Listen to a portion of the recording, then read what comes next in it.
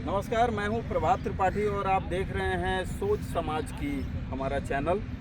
स्वागत करते हैं आज इन तमाम मेहमानों का जो आज हमारे साथ यमुना जी के किनारे खड़े हुए हैं। और ये बड़ा अद्भुत दृश्य है और अद्भुत समय भी है कि अब लोग आ रहे हैं यमुना जी को देखने के लिए।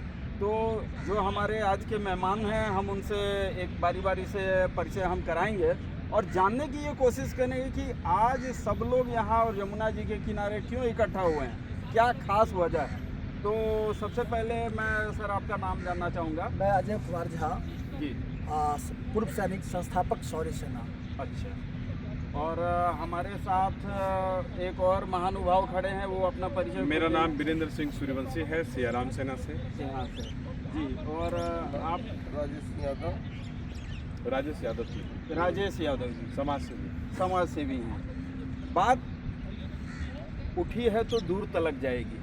अब आप कहेंगे कि ये ऐसा क्यों कह रहे हैं, तो ये कुछ ऐसा कह रहे हैं कि भैया सब लोग देखो जिधर है, चलो थोड़ा यमुना जी घूम के। आज के दिल्ली शहर में बहुत चर्चा है यमुना जी की। इसके पहले लोग कहते थे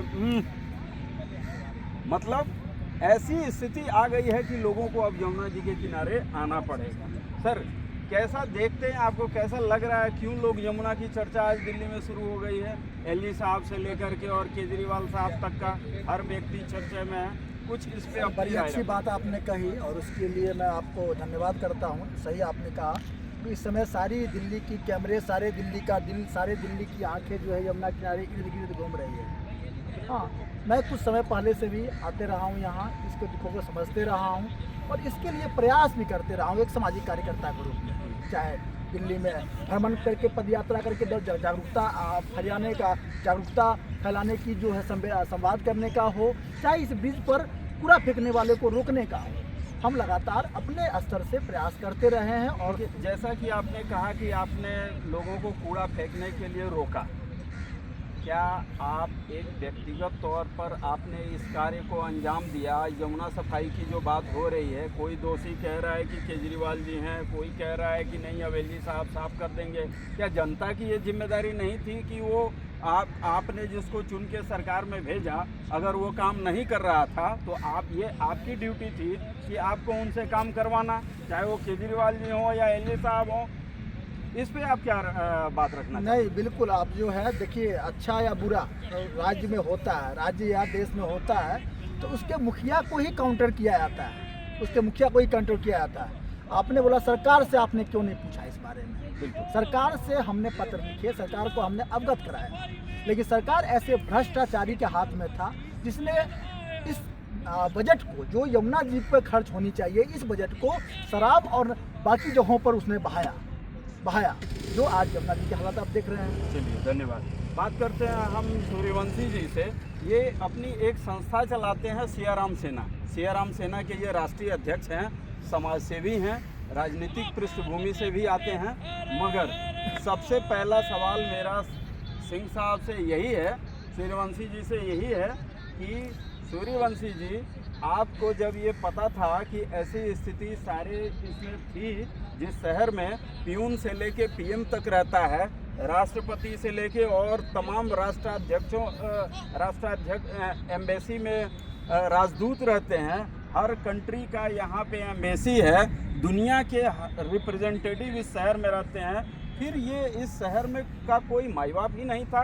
क्या कहना चाहेंगे इस पर? देखिए, शहर का तो माई बाप यहाँ पर प्रधानमंत्री जी भी हैं, मुख्यमंत्री जी भी हैं और बहुत सारे प्रशासनिक अथॉरिटीज़ भी हैं जो इस शहर का माई बाप है। ये दिल्ली, इसके लिए डीडीए भी बना हुआ है, दिल्ली डेवलपमेंट प्रॉपर एक प्राधिकरण है, अथॉरिटी है। बात होता है नदी का, ये नदी कहीं न कहीं ये राजनीतिकरण का ये शिकार हुई। अभी तो सरकार नहीं बना है, लेकिन फिर भी एलजी साहब ने जो इनिशिएटिव लिया वह सराहनीय है। लेकिन जिस समय केजरीवाल भी था, माने कि करप्ट था, जनता भी उनको जवाब उसी ढंग से दी है ना, जो उनको मिला, जनता को जो मिला वो जनता वैसा उसको वापस की। लेकिन इसके बावजूद भी अभी सरकार का गठन नहीं हुआ है, मोदी जी अमेरिका में हैं और एलजी साहब ये जो इनिशिएटिव लिए हैं, अगर ये पहले लिए रहते ये बहुत ही फेवरेबल रहता और ज़्यादा सराहनीय रहता कि भाई ठीक है, दिल्ली का मुख्यमंत्री फेल कर गया, लेकिन सरकार ने, है ना, जो गवर्नर है उन्होंने इनिशिएटिव लिया और शहर को साफ सुथरा सुदृढ़ बनाने का कार्य किया। तो ये इम्पोर्टेंट था। दूसरी बात, फिर मैं कहूँगा, फिर राजनीतिक इच्छा शक्ति। अगर मोदी जी यहाँ से हैं तो यहाँ से बनारस साफ हो सकता है, और घर के बगल में जो आपका नदी है वो नाला कपड़ा रूप में बना हुआ है, क्या वो साफ नहीं हो सकता है? हो सकता है ना। तो देखिए, ये कहीं ना कहीं एक राजनीतिक कुंठा का शिकार हुई है यमुना, है ना। अगर सर आपका ये कहना है कि नेता लोग नहीं चाहे जिसकी वजह से ऐसा काम हुआ, और नेता ही आज चाह रहा है जिसकी वजह से साफ सफाई का काम लग गया। बिल्कुल, ये सारा कुछ वही चीज़ें तो हो रहा है। हम आपको कह रहे हैं ना कि देखिए, दो चीज़ें हो सकती है, या तो हम किसी पार्टी का वक्त या किसी पार्टी का फेवर में आकर के बोलें, लेकिन इन सबसे पहले हमारा राष्ट्र है, इन सबसे पहले हमारा समाज है, जहां 3 करोड़ जनता का रोजी रोटी चलता है।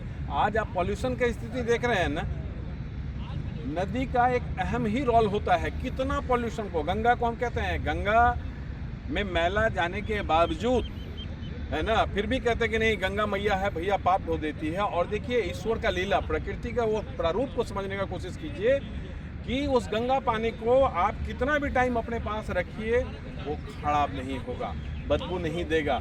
ऐसा नहीं है कि शहर का गंदगी नहीं जा रहा है, लेकिन फिर भी वो बहता हुआ धारा है।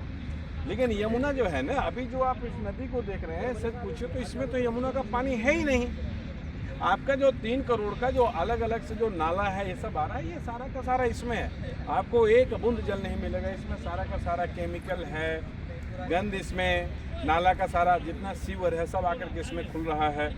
तो सरकार को तो इस बार जवाबदेही जो है वो लेना पड़ेगा, क्योंकि ये दिल्ली है, यहाँ काम करने वाला का ही चलता है।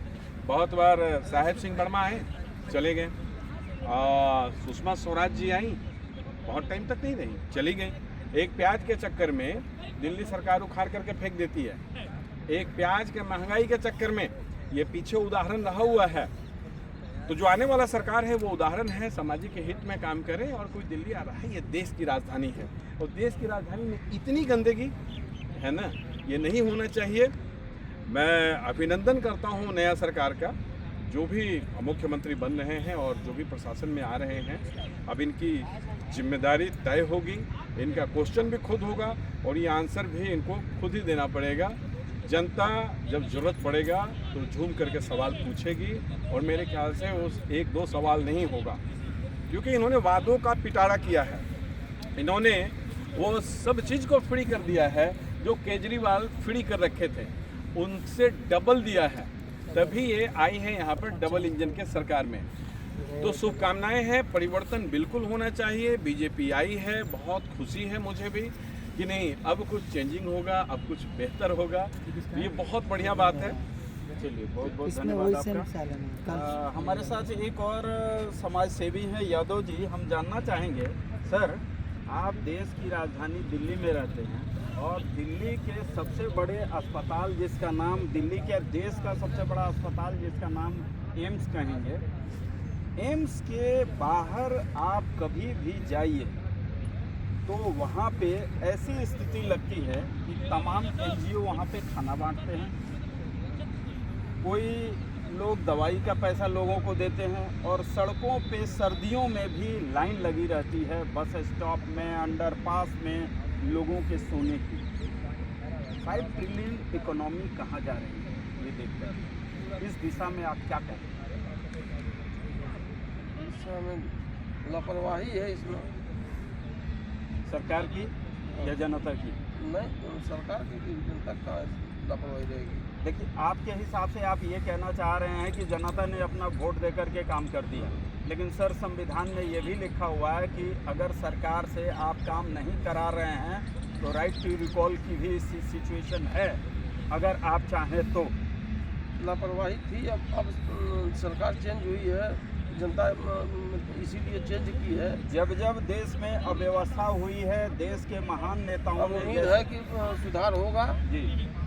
अब उम्मीद की वजह से ही सरकार चेंज की गई है। सर, सुधार के लिए ही तो महात्मा गांधी ने अपना सब कुछ त्याग करके एक धोती पहन करके सड़कों पर आ गए थे। सुधार के लिए ही बाबू जयप्रकाश नारायण उन्होंने घर बार छोड़ करके सारा करके संपूर्ण क्रांति का नारा दिया था। सुधार के लिए ही डॉक्टर राजेंद्र प्रसाद ने त्याग किया और देश संविधान बनाया। सुधार के लिए ही अंबेडकर ने देश के लिए समर्पित होकर के देश के लिए इन बड़े बड़े सुधार के लिए ही भगत सिंह ने अपने प्राणों की आहुति दी। सुधार के लिए खुदीराम बोस ने अपना कार्यकौशल दिखाया। अब कब तक सुधार का प्रक्रिया चलता रहेगा?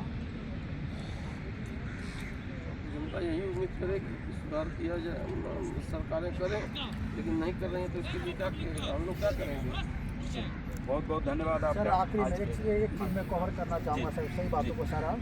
देखिए आपने बड़ी अच्छी क्वेश्चन करी, शुरू में मुझसे भी करी और आखिरी में इनसे भी करी। सरकार से आपने क्यों नहीं की? बिल्कुल एक नागरिक होने के नाते, जिम्मेदार नागरिक होने के नाते प्रत्येक आदमी का ये कर्तव्य है, जब आपने वोट दे करके उसको सत्ता के शिखर तक पहुँचाया है तो उसकी जवाबदेही, उसके कार्य क्षेत्र, उसके चीज़ों के लिए भी आप वो जिम्मेदार है, उससे पूछें, आप पूछें। और जब वो नहीं करता उसके कान को मरोड़े, उनके काम को मरोड़े, उनको आप पूछ सकते हैं। और दिल्ली की जनता तो इसमें जागरूक जनता है। जैसा कि आप यमुना जी का जिक्र कर रहे थे, हमने एलजी साहब से तो निवेदन किया ही किया, वो नदी बाकी जगहों से आ रहे हैं सीवेज की पानी, फैक्ट्रियों की पानी को रोके।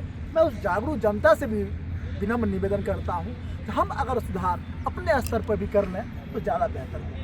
जो ये यमुना जी की कूड़ा हम फेंकते हैं, बड़े बड़े होर्डिंग फेंकते हैं, प्लास्टिक फेंकते हैं इसमें, और एक्सपेक्ट करते हैं जो सरकार आके सही कर दे, तो मतलब आप ये चाहते हैं कि नागरिकों को भी जागरूक होना पड़ेगा, शिक्षित होना पड़ेगा और अपने कर्तव्यों का निर्वहन करना पड़ेगा, ताकि ऐसा ना हो कि नीचे से यमुना साफ हो और ऊपर से अपना पूजा सामग्री बीच में ला करके बिल्कुल ठीक कह रहे हैं।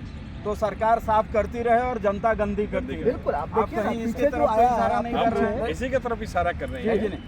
आपका कुल मिला के ये कहना है कि सरकार के साथ साथ जनता की भी जवाबदेही तय होनी चाहिए कि हाँ भाई आपको भी, क्योंकि हम बात करते हैं जब हम दुनिया के दूसरे देशों में जाते हैं तो उनके सिस्टम का, उन्होंने कौन सा ऐसा सिस्टम अपनाया कि जिससे लगातार उनके यहाँ डेवलपमेंट हो रहा है। हम अभी इन छोटे मोटे समस्याओं में ही उलझे पड़े हैं, कहीं यमुना में, कहीं प्रदूषण में, कहीं भ्रष्टाचार में। कब तक ये सब चीज़ें मुद्दा बनती रहेंगी? विकास फ्रंट मोड में मुद्दा बन करके कब आएगा? कब लोग अपने लिए अच्छे अस्पताल मांगेंगे और अस्पतालों में व्यवस्था मांगेंगे? मैंने एम्स की बात करी, मैंने सफदरजंग हॉस्पिटल की बात करी, मैंने LNJP हॉस्पिटल की बात करी। सारे अस्पतालों की कमोवेश स्थिति एक ही जैसी है, चाहे वो दिल्ली सरकार के अंदर आती हो या केंद्र सरकार के आती हो। कभी व्यवस्था इधर खराब हुई तो दिल्ली सरकार के पास भाग के चले जाते हैं, और कभी व्यवस्था उधर खराब हुई तो हम केंद्र सरकार के पास हैं। आखिर जनता जाए तो जाए कहाँ? बिल्कुल बिल्ली और चूहे के खेल के तरह, और ये चीज़ें चलती रही है। जनता, देखिए जनता तो भुगतती है, अंतोगत्वा जनता ही भुगतती है, सत्ता वाले नहीं भुगतते हैं। सत्ता आज स्थानांतरण हुई है, केजरीवाल की जगह बीजेपी आ गई है। लेकिन केजरीवाल सरकार को क्या, केजरीवाल को रोटी पानी की दिक्कत हुई जिंदगी में कभी? जो 2-2 बार 3-3 बार CM रहा, IRS अधिकारी रहा, रेवेन्यू ऑफिसर रहा, उसको कभी दिक्कत होने वाली है? सर उनको तो सरकारी बंगला मिलेगा, सरकारी पेंशन मिलेगा, समझ रहे बात को, आजीवन मिलेगा। इस बेचारी भोली भाली अनपढ़ गंवार जनता को क्या मिलेगा, जिसको मूर्ख बना करके नेता लोग वोट ले लेते हैं और बदले में उसको कुछ नहीं देते हैं। मैंने अनपढ़ और गंवार 2 शब्दों का प्रयोग किया। क्यों? सरकार ने हमको पढ़ाया नहीं, इसलिए मैं अनपढ़ रहा। और गंवार मतलब हमको समझाया नहीं कि कूड़ा ऊपर से नीचे नहीं, साइड में डस्टबिन में फेंकना चाहिए। सर मैं 100 बातों की एक बात कह दूँ ना, जिस दिन हिंदुस्तान की जनता बोलेगी ना हम बस को लात मारते हैं, बस फ्री को लात मारते हैं, हम तुम्हारी फ्री की लॉलीपॉप को लात मारते हैं, उस दिन देश जो है ना अमेरिका का जिस दिन भारत की जनता ये चीज़ सोच लिया ना, अपने जमीन को जगा लिया ना, जिस दिन जमीन को जगा लिया उस दिन जो है अमेरिका का जनता अपने लालच में, इसी कारण से तो वो भुगत रही है। जो लालच में आकर के ये चीज़ें कर रही है, ये फ्री वो फ्री। आपको क्या लग रहा है, ये जो सरकार बना है ना, यही बीजेपी सरकार है जो रेवड़ी रेवड़ी रेवड़ी कह रही थी। अब डबल रेवड़ी थी ना, है ना, नहीं देती रेवड़ी। अरे अगर आप देश में काम किए हुए होते तो ये बात रेवड़ी की नहीं आती। आज आप रोहिंग्या का बात करते हैं कि रोहिंग्या को निकालो, कहाँ से आया रोहिंग्या? ये दिल्ली पुलिस आपके पास, CBI आपके पास, तो आप क्यों नहीं पहले रोहिंग्या को निकाल रहे थे? तो कहीं ना कहीं ये राजनीतिकरण है ना। देश को स्वच्छ रखने के लिए सही मंसूबा का होना बहुत जरूरी है। अभी जो राजनीति, करंट राजनीति आप देख लीजिए, 1980 में बीजेपी पार्टी आई और इस ढंग से लोग बने हुए, मुसलमान आ जाएंगे तो मुसलमान काट देंगे, जय श्री राम बोलो। अच्छा ठीक है भैया, तो राम जी तो सबके हैं, राम जी किसी पार्टिकुलर पार्टी के नहीं है ना, राम जी सबके हैं। राम जी उनके भी हैं जो सनातनी नहीं है, उनके भी राम जी हैं, वो भी इस चीज़ को जानते हैं कि भाई राम जी हमारे भी हैं। तो अभी स्थिति ऐसा है कि आप अगर बीजेपी का अगेंस्ट में बोलिए, अरे साला हिंदू नहीं है तो सर यहाँ 4 आदमी ये हम अलग खड़े है हैं ना, हम बोलेंगे ये बोलेंगे तो प्रवृत्ति है, हम ये बोलेंगे बदलना हम, चाहिए। तो विवाद शुरू हो जाएगा। हाँ। हम लोग अगर बोल देंगे हम बिल्कुल। नहीं आप, तो विवाद वहीं खत्म हो जाएगा, बिल्कुल। विवाद वहीं खत्म हो तो एक जाएगा। तो ये प्रवृत्ति भी चेंज होना ठीक चाहिए। है। इसके कारण भी सरकारें जो है ना, इसके कारण जो है ये ओझल होता जाएगा और जो फैसिलिटी जनता को मिलना चाहिए वो नहीं मिलेगा, वो मुश्किल है। अब बीजेपी सरकार आ गई ना, पूरे दिल्ली में आयुष्मान भारत योजना लागू होना चाहिए और उसमें भी वो सरकारी फंड है, सरकारी पैसा है, सर तो आयुष्मान उसका भी भारत सही योजना होना की चाहिए। चर्चा आपने अच्छा करी। आयुष्मान भारत के कार्ड होल्डर्स का ये कहना है, अस्पतालों डॉक्टरों का ये कहना है कि आयुष्मान कार्ड से पैसा ही सरकार नहीं देती है। मध्य प्रदेश में एक ये घटना है। तो वही कहना कि अगर ऐसा करके, तो ये जो गुमराह कर रही है सरकार, इसका एक पोर्टल है, उसके ऊपर कंप्लेंट करे, नहीं तो जनता को सोचना पड़ेगा। हम कह रहे हैं कि आयुष्मान आप भारत ही नहीं सर, ऐसी बहुत सारी योजना है, जैसे इन्होंने बोला बीजेपी डबल कर लॉलीपॉप फेंकी और सत्ता में आ गई। हाँ, ठीक है, ऐसी बहुत सारी योजनाएं हैं। सरकार एक सत्ता मानने के लिए वो सारी योजनाएं तो ऐलान कर देती है, लेकिन ग्राउंड लेवल पे इम्प्लीमेंट नहीं होता है। ये लोगों को तय करना पड़ेगा कि पार्टी प्रथम या राष्ट्र प्रथम, पार्टी पहले या समाज पहले। अगर देश पहले है तो पार्टी को साइड में कीजिए, अच्छा काम है अप्रिशिएट कीजिए, गलत है विरोध करो, उसका विरोध होना चाहिए, तब यह देश प्रगति की ओर जाएगा। लेकिन ये मेरी पार्टी है, अच्छा ये गलत कर ली, तो हम लोग क्या करते हैं कि उसको और ढकने लगते हैं और उल्टा लड़ने लगते हैं। मिलना उसको 1 रुपया नहीं है, जिसको मिलना है वो मिल रहा है ना। सर ऐसा देखने में आ रहा है कि केजरीवाल ने अगर 200 यूनिट फ्री करा तो भाजपा ने 300 का वादा कर दिया। अब जब भाजपा 300 में सरकार बना ली, 300 यूनिट में, तो कल कांग्रेस अगले चुनाव में 400 करेगा, 400 करेगा। यूनिट दे दूंगा। जब? तो कहीं जनता को ये लोग ऐसा तो नहीं समझ रहे कहाँ हैं से कि देगा सर? जनता ये ना बिकने सोचे। वाली, ये बिकने वाली जनता जनता है, इसको पैसे देके खरीद खरीद लो। लो। जनता को जमीन एक खरीद लो। सामान से ज्यादा नेता लोग दूसरा- कुछ नहीं समझ पा रहे हैं। दूसरा एक बात और आपको समझना होगा कि ये पॉलिटिकल पार्टी है रिजर्व बैंक ऑफ इंडिया कि कहाँ से दे रहे कि हो भाई सब? ये ले लो, वो ले लो। केजरीवाल जी को यही बताया, कहाँ लिखा से है बात? बार। ये पॉलिटिकल पार्टी है रिजर्व बैंक ऑफ इंडिया है। मनमोहन सिंह के जमाने से ज्यादा कर्जा हो गया है मोदी जी के जमाने में। 200 करोड़ अगर 200 कर्जा लाख ही करोड़ के लेकर आसपास है। सारी जरूरतें पूरी करनी है तो मैं कहता हूँ कि जनहित में थोड़ा और कर्जा ले लिया जाए, कम से कम जनता को तो राहत दे दिया जाए कि किसी को कोई काम ना करना पड़े, सब लोग घर में बैठ के आराम से काम करें। क्योंकि इनमें तीनों लीडिंग पार्टियां शामिल हैं, आम आदमी पार्टी भी, भारतीय जनता पार्टी भी और इंडियन नेशनल कांग्रेस भी। सब लोग ऑफर पे ऑफर, दिवाली ऑफर दिए जा रहे थे जनता को कि हाँ भाई आप मुझे दे दो, आप मुझे दे दो, मुझे दे दो। जनता में इन भ्रष्टाचारी तीनों ही हैं, उनमें से सबसे कम भ्रष्टाचारी जो है उसको जनता ने वोट दिया। आज मैक्सिमम कहीं लोग ऐसा तो परेशान आप हैं। नहीं कह रहे। बिल्कुल। अभी एक बुद्धिजीवी ने अवगत कराया कुछ दिन पहले चुनाव के दौरान ही, थोड़ी तो दिल्ली बड़ा का मेरी- बजट 65,000 करोड़ है और 66,000 करोड़ दिल्ली सरकार, केजरीवाल सरकार ऑलरेडी खर्च कर चुकी है, 1,000 करोड़ घाटे में है। उसके बाद इतनी सारी योजनाएं ला रही है। तो मैंने केजरीवाल जी से कहा तो कौन सा कुबेर का खजाना है, जरा हमें भी अवगत कराएं आपके पास, कौन सा कुबेर का खजाना आपके पास है?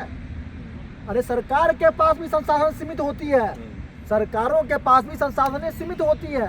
उस संसाधनों को कहाँ पर उपयोग करना है, ये सरकार का अपना स्वामित्व होता है। एक और सवाल जनता जानना चाहती है। अभी 1 सप्ताह पहले की बात है, विश्वस्त सूत्रों से यह पता चला है कि माननीय सुप्रीम कोर्ट ने ये कहा है इन फ्रीबीज योजनाओं पर कि अगर सरकार के पास पैसा नहीं है लोगों को फ्रीबीज का सिस्टम कैसे दिया जा रहा है। अगर उनके लिए है तो जजों के वेतन समय से नहीं हो पा रहे हैं। ऐसी स्थिति में जनता को क्या करना चाहिए? जनता अपंग हो चुकी है। वो कहते हैं कि एक बार जब तीर निकल जाता है तो वो 5 साल बाद ही वापस आएगा, ठीक है ना। यह बहुत बड़ी बात हो गई। तब कोई जेपी जैसा, जयप्रकाश नारायण जैसे लोग आ गए तभी बीच में कुछ ही हो सकता है। जो माननीय न्यायाधीश महोदय 8 घंटा काम करते हैं, उनको समय पे वेतन नहीं मिल पा रहा है और जनता को फ्री फ्री फ्री के लुभावने वादे सारी ही पार्टियां कर रही हैं, तो इसको किस नज़र से देखते हैं आप? मैं फ्री की राजनीति को बिल्कुल खंडन करता हूँ, पहले से भी कर रहा हूँ, चाहे वो किसी भी पार्टी किसी पार्टी बहुत बढ़िया। किसी पार्टी को। बिल्कुल मैंने ठीक कह रहे हैं। सरकारों से सिर्फ 5 चीज़ डिमांड की है।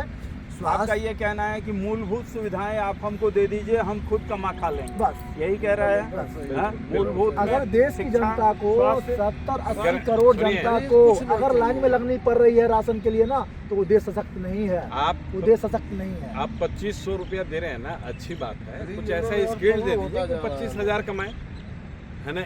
ये जरूरी है। हालांकि मोदी जी जो स्किल इंडिया का प्रोग्राम जो चला रहे थे या चला रहे हैं भी और आगे भी चलाएंगे, वो बहुत अच्छी बात है। लेकिन कहीं ना कहीं आपको हर एंगल, हर रुख पर आपको देखना पड़ेगा। इसके लिए तो केजरीवाल को मैं बताना चाहूँगा, देखो डंके की चोट पर मैंने बोला था उसको, एक फौजी आपको बनाया, एक फौजी आपके लिए डंके की चोट पर मैं बोल रहा हूँ। आपको राजनीति जितनी बर्बादियाँ हो सकती है समझानी तरीके से मैं करने के लिए एकदम सज्ज हूँ, क्योंकि ये फ्री का जो लॉलीपॉप है ना, राजनीति का शुरुआत ये केजरीवाल सरकार ने इनको बहुत बढ़ावा दिया है और इसके चक्कर में बीजेपी भी इसका अनुसरण कर रही है, बीजेपी भी अनुसरण कर रही है और ये देश में बढ़ती जा रही है। तो चलिए आज की चर्चा हम यहीं समाप्त करते हैं, मिलेंगे फिर बहुत-बहुत किसी धन्यवाद। और मुद्दे पर।